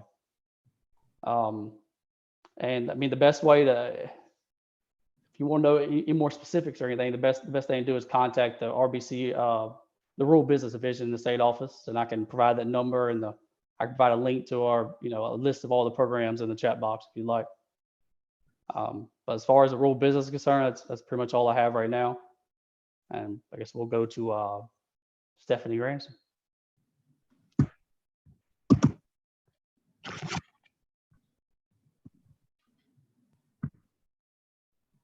Thank you, Jason. Let's see about turning this camera on. All right. Hello, everyone. My name is Stephanie Granderson. I am with USDA Rural Development, Single Family Housing in our state office in Jackson. My program director is Ivan Keenan. He oversees the Single Family Housing Division. Rural Development offers 7 different programs. Our most popular program is what we call our 502, our Section 502 Direct Loan Program. This program assists low and very low income applicants to obtain decent, safe, and sanitary housing in eligible rural development areas. We do have areas that's not located we do have areas that are ineligible due to their population. So any town or city that population is over 35,000 at the present, those counties that located in that area is not eligible for our 502 or our 504 direct loan assistance. But our 502 program, we do offer payment assistance to those that might be eligible for these type of assistance. And what that payment assistance does is it'll help reduce that borrower monthly payment. But at the life of the loan, once that loan has been paid in full, a portion of that payment assistance will be due before we can be able to release any liens for that, be able to release their deed of trust, I'm sorry. For our 502 program, we do look at household size. So each county have different adjusted income limits that we go by to determine if the applicant is within our income limits. We do look at your income to debt ratio to determine if that applicant is eligible for assistance and how much of that loan amount that they can actually receive. As of yesterday, our loan limit has increased. The maximum loan limit for our 502 direct loan program is a little over $336,000. That's to purchase a home. Yes, $336,000. With the rate of the market now due to the pandemic, the housing market is through the roof. Most people, just for my subdivision alone, they're selling $100,000 to $150,000 more than what they originally paid for the home. So for us to hear yesterday that our income limit, that our maximum loan limit has increased, that's good, especially for the areas that's located in North Mississippi and Central Mississippi and South Mississippi.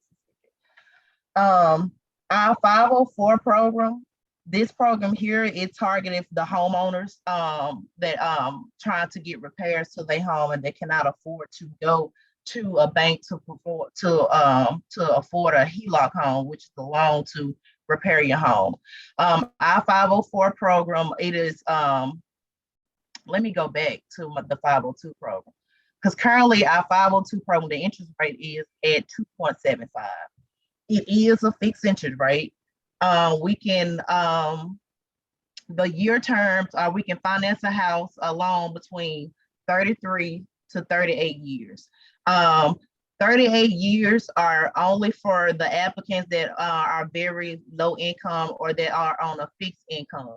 So we'll spread their term years out to additional 38 years to reduce their monthly payments.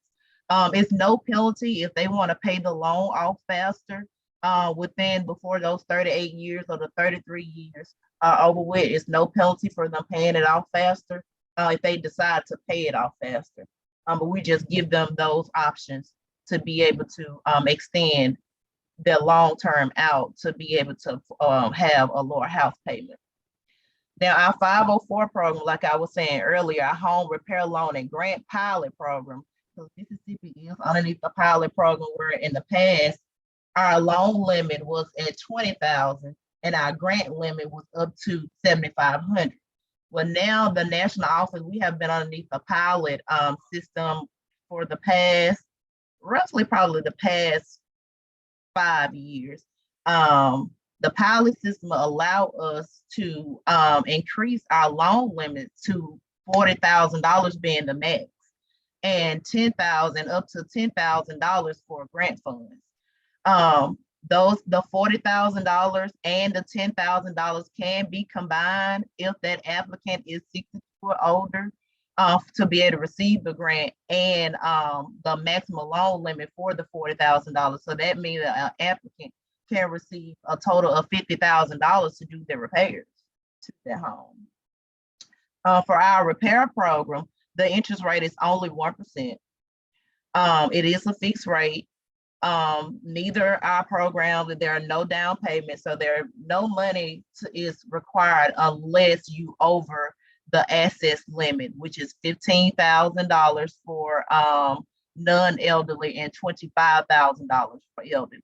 So if your assets is over for elderly dealing with the 504 program, if your assets is over the $25,000 limit, then that amount will have to be put down as a down payment. And what I mean as a down payment, it means that whatever bid that you receive from your contractor stating that, say if you receive a bid from a contractor that states that they gonna repair your home for $20,000, and if you have an additional $10,000 asset, so that means that rural development is gonna reduce. That means that $10,000 in asset that you have will go towards your repairs, and rural development will only be releasing you the $10,000 to get those repairs done. Now, for our also with our 504 repair program, we can also do what we call a combo, a loan grant combo, where the elderly, where the applicant must be, like I stated earlier, 62 or older and show no repayment ability to be able to afford that grant to get those repairs. And say like if they income debt ratio shows in our system that we use to determine how much of the grant and how much of a loan that applicant can receive, then most of our applicants can be eligible for what we call a loan grant combo. This can be either $1,000 for a loan or either the maximum loan limit, the maximum grant limit for the maximum grant limit of $10,000. So total, they can have $11,000 to do those repairs. These funds are paid once the work has been completed. So no funds will go directly into the applicant hands. Those funds will not, the applicant will not receive those funds until the contractor has prepared their home, and it goes directly to them to pay the contractor for the repairs. To qualify for the 504 program, you must have ownership in the property that you're trying to get repaired. If it's dealing with air property, our regs require us to have certain type of documentations to be able to determine how much interest that you have in that property in order for you to get those repairs done. Most of the time in certain areas, we have applicants that want to get repairs done to manufactured home or mobile homes. And we can do those repairs, but the only restriction is that the amount that the house appraised, the appraised amount for that mobile home or for that manufactured home must equal up to or appraised for equal to or more than the amount of the bid that the contractor will be charging them to complete their home. And they also, the land that the mobile home or the manufactured home sits on must be, they must have ownership of the property as well. So for mobile homes, they have to have ownership in the dwelling and on the lot that it sits on. These funds can be used to for roofing, for windows, septic system, wells, windows, heating and cooling system. Our grants pretty much just target health and safety hazard to remove all safety and health hazard with that property. The loan can be used for that and also to repair a handicap ramp or to repair or steps or to make the home handicap accessible for that applicant to be able to move in and out of their home. We also have our self-help housing program. Our self-help housing program provides grants to qualified organizations to help them carry out the construction project. The grantee will supervise the self-help housing program. We pretty much we target very low to low income individual or family. The grantee, which is the self-help housing grantee, they will receive a grant from rural development for operational expense. However, they are responsible for going out there and finding their own candidates and the land to construct the self-help housing applicant's home on. So that applicant will still come through us for assistance. However, that self-help housing grantee that receiving those grant funds from us, they must make sure that that applicant is a great candidate for the program and they supervise the construction project. Now, we also have a couple of new programs to the single family housing division. Since the pandemic, the national office has released the American Rescue Plan for our refinance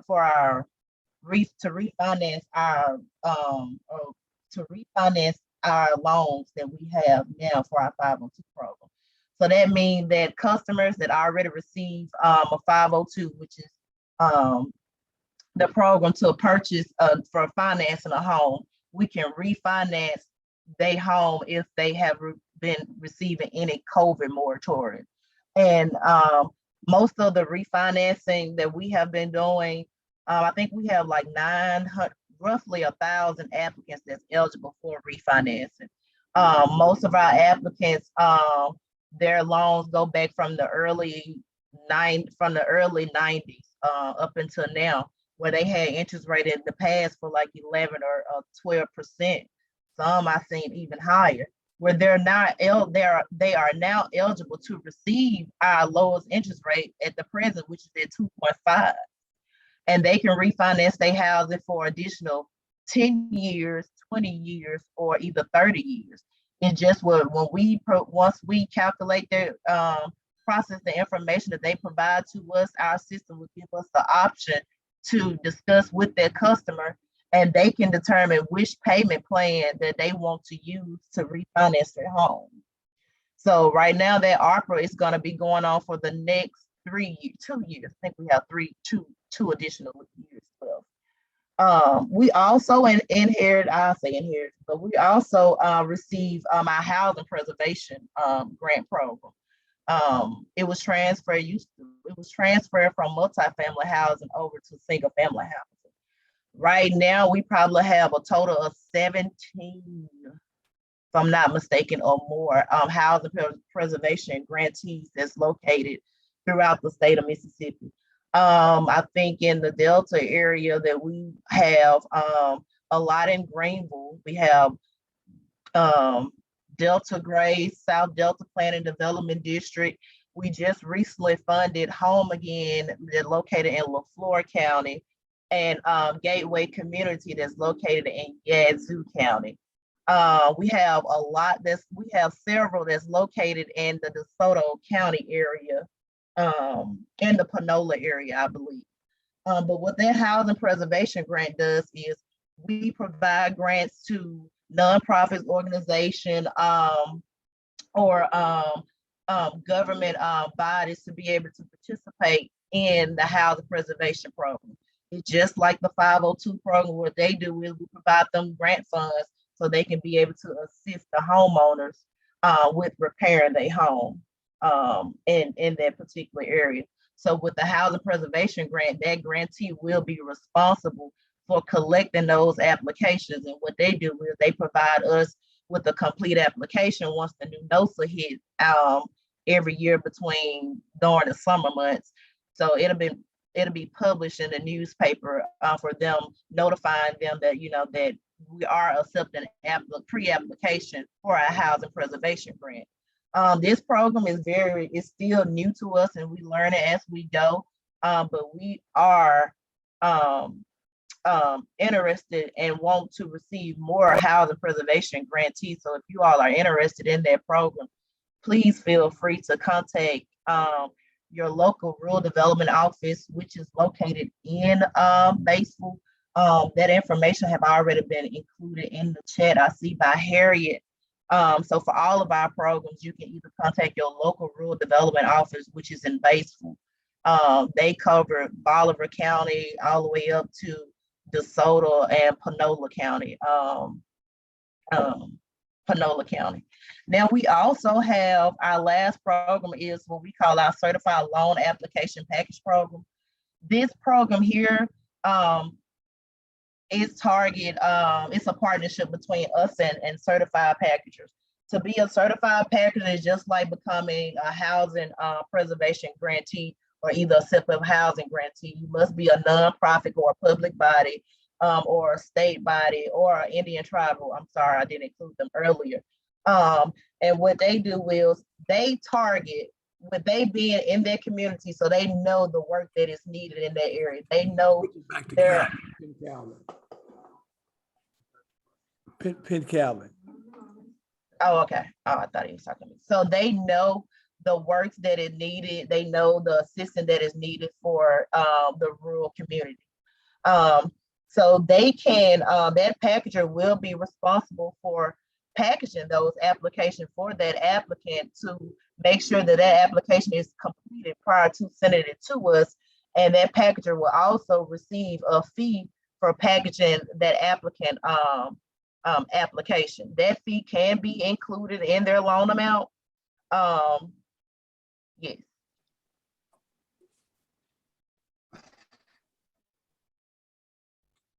Go ahead.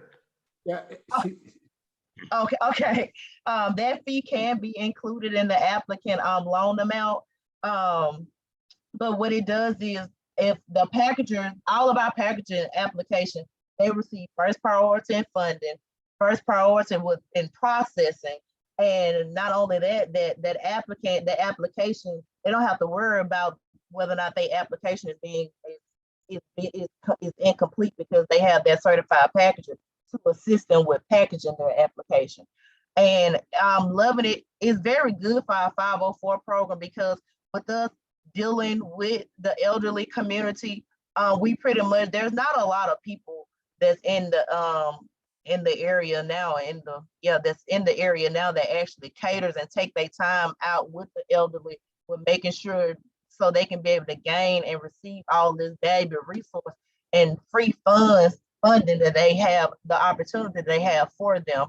So those packagers can also assist them with completing their packaging, with completing their application package, and also corresponding with us on their behalf with the status of their application. Bring me back on. The last program that I want to discuss is our guarantee program. Rural Development has a guarantee program that we offer. It's a lender-driven program. It's targeted pretty much moderate income applicants. It's a no money down program as well. To qualify for our guarantee program, you can just contact your local bank and inquire about our USDA Rural Development Program. So if you all have any questions about our program, I would be happy to answer any additional questions. Calvin, Senator Calvin. Mr. Anderson, that's an outstanding presentation. Let me say two things, and rural development is the last one here, and they may have some questions in the audience. The income guidelines, you said it's gone to $300,000 is the maximum. The income guidelines, the adjusted income, let me say this, the adjusted income limit is depend on the county that you in to determine the adjusted household income.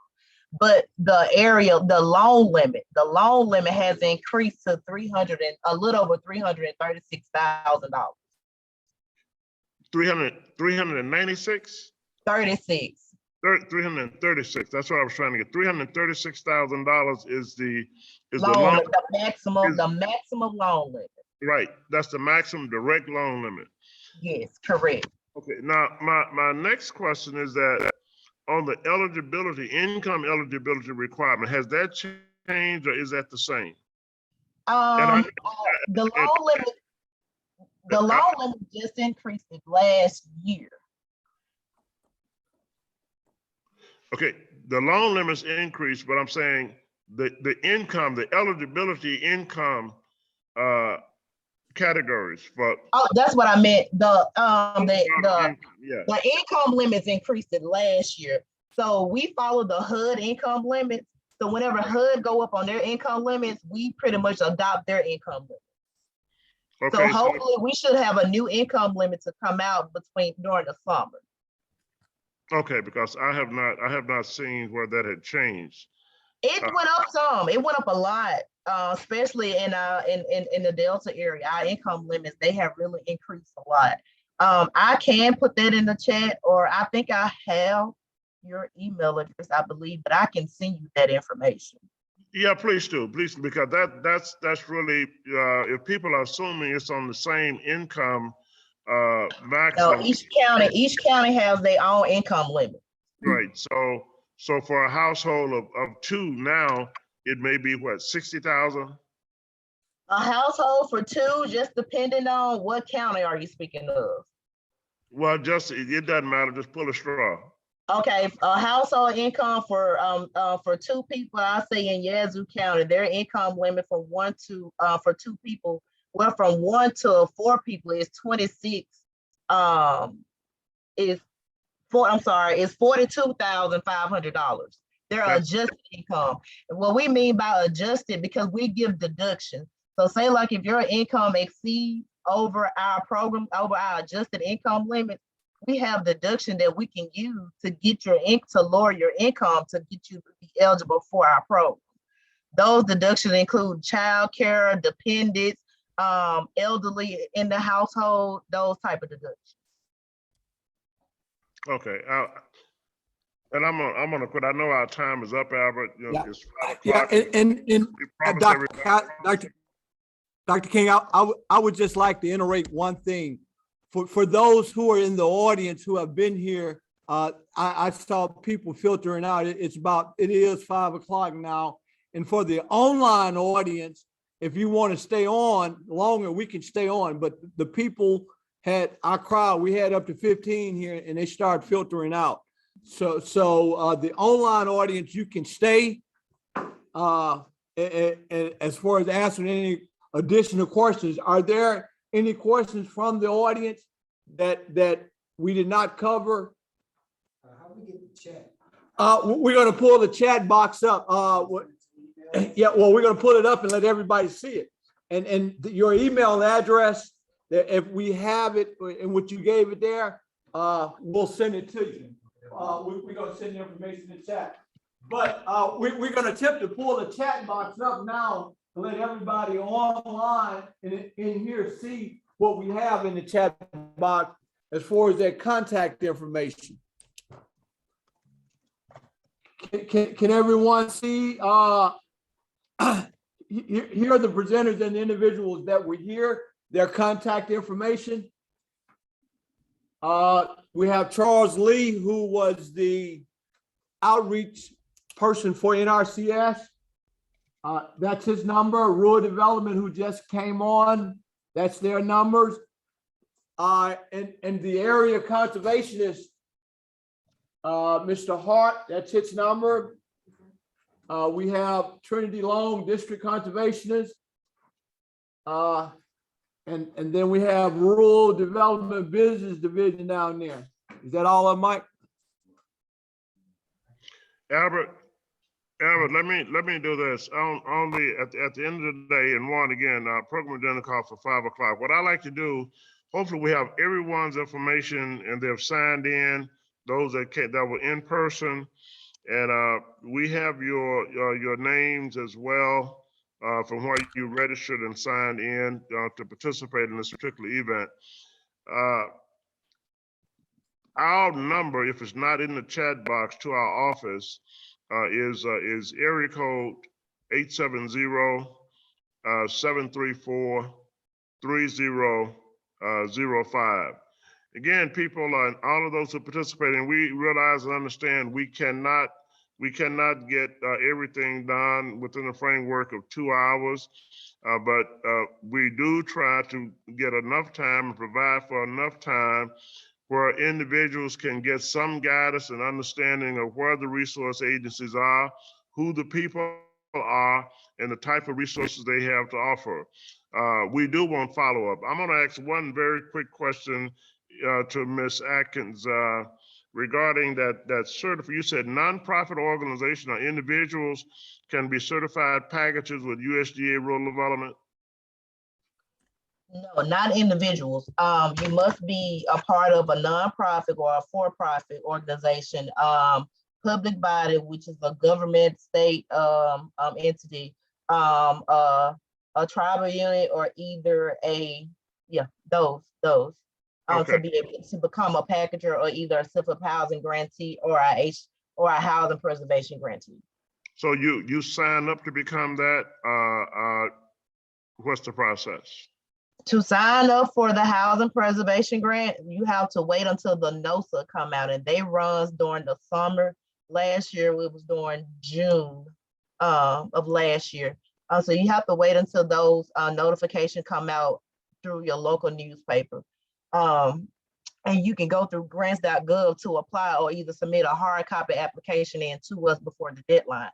The only thing that we're requiring is to do not wait until the last minute to upload, to send us your application, because we got word from the national office, what we do for one, we must do for all. So when we're reviewing that application, if something is missing out of that application, we want to have enough time to contact you to let you know the information that is needed before we can be able to accept your application. That's for the housing preservation grant. Now for our for our self-help housing program and for our direct program, you all can just send me an email and I can get you in contact with our state intermediary for our 502 packaging program. For our 504 packaging program, that's in-house, that's for the repair loan. So you can just send me an email for all of them and I can be able to get you to the right contact. Okay, I was thinking that you were saying that if organizations are packaging loans for, I know they did some years ago, if they were packaging loans, the 504 loans for individual applicants, that's correct. Okay, that you can put your fee in to that application And when the application is funded, the dollar amount that you're charging to put together the application gets funded also. Yeah, all of that go into the loan amount, but that is Okay. only for the direct loan. Because with Right. that grant, with the grant fund only being used to remove health, safety, hazard issues, we don't want to take from the applicant grant fund because that fund is needed to remove all the say health, the hazard issues that they have going on with their home. No, I was only giving reference to the 504 under the loan program. Yeah, okay, yes. What's the maximum amount normally that's approved for packaging the direct loan 504? It's $750 for the packaging fee. And you can also package our ARPA, our repair loans too for our 504 program. And that fee is $500. Okay, all right. Thank you very much. You're welcome. Ladies and gentlemen, again, we appreciate everybody's participation, all the resource agencies. I know this did not give you everything, but hopefully it has given you some guidance and some directions on the resource agencies and the type of resources that they have to offer. Again, we've given you our phone number. Any other questions that you may have for the organization, just call the number, our office number. We've been more than happy to respond to you. I will be back, and we'll be back. We do that sometime directly, as far as direct one-on-one contact. We do it by Zoom, as we're doing here today. We will make sure you're directed back to the agency and the agency representative that has the resources that you may be seeking. Again, thank you. Thank everyone for your participation, especially the resource agencies. Thank you. Thank you very, very much. And we'll be looking forward to your participation with our next meeting. If there are no other comments, Albert, then this is going to conclude our meeting for today.